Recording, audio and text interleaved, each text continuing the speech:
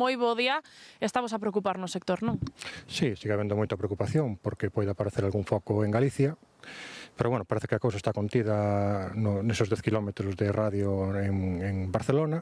Siguen aparecendo casos, pero bueno, entendemos que hasta que morran prácticamente todos os xabaríns que hai na zona, pois non van a deixar de aparecer casos. O problema é que, claro, é tan lento, é un goteo continuo que faise eterno. A máis, bueno, sabemos que desde que aparece o último foco hasta que se declare o país libre de peste, pois ten que pasar un ano, co cal isto eternízase.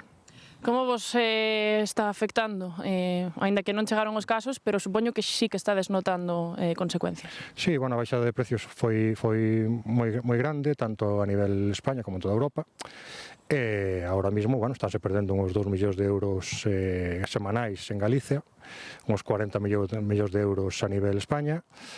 A baixada de precios, como digo, foi xeneralizada, e os matadeiros, bueno, cada vez teñen máis oferta de porco e hai menos demanda.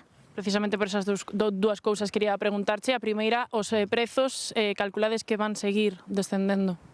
Non, os precios, bueno, esperamos que se estabilicen, pero bueno, ahora mismo estamos perdendo xa uns 40 euros por porco e xa é unha barbaridade. Aguantar moitas semanas este precio vai ser moi complicado. Sabemos que vai ser un ano moi difícil, todo o ano, pero bueno, esperemos que en poucos meses que repunte un poquinho o precio, porque senón vai ser complicado aguantar.